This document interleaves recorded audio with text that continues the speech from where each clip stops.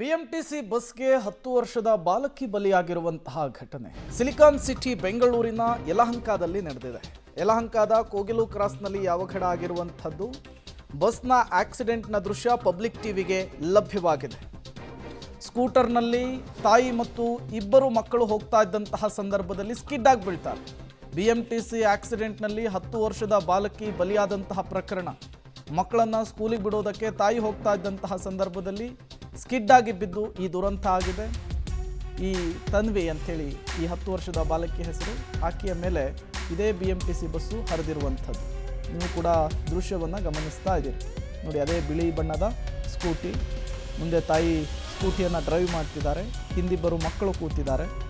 ಕ್ರಾಸ್ನ ಸಂದರ್ಭದಲ್ಲಿ bike skid ಆಗಿದೆ. Right ಸೈಡಿಗೆ ತನ್ವಿ ಬೀಳುವಂಥದ್ದು. ಮೂವಿಂಗಲ್ಲಿದ್ದಂತಹ ಬಿಎಂಟಿಸಿ ಬಸ್ಸು 10 ವರ್ಷದ ಬಾಲಕಿ ತನ್ವಿ ಮೇಲೆ ಹರಿದು ಹೋಗಿದೆ. ಸ್ಥಳದಲ್ಲಿಯೇ 10 ವರ್ಷದ ಬಾಲಕಿ ತನ್ವಿ ಸಾವನ್ನಪ್ಪಿರುವಂಥದ್ದು. ತತ್ಕ್ಷಣಕ್ಕೆ ಸುತ್ತಮುತ್ತ ಇದ್ದವರೆಲ್ಲ ಬರ್ತಾರೆ ಸಹಾಯಕ್ಕೆ.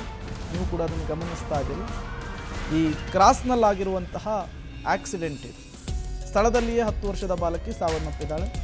ಕುಟುಂಬಸ್ಥರ ಆಕ್ರಂದನ ಕೂಡ ಮುಗಿಲು ಮುಟ್ಟಿದೆ.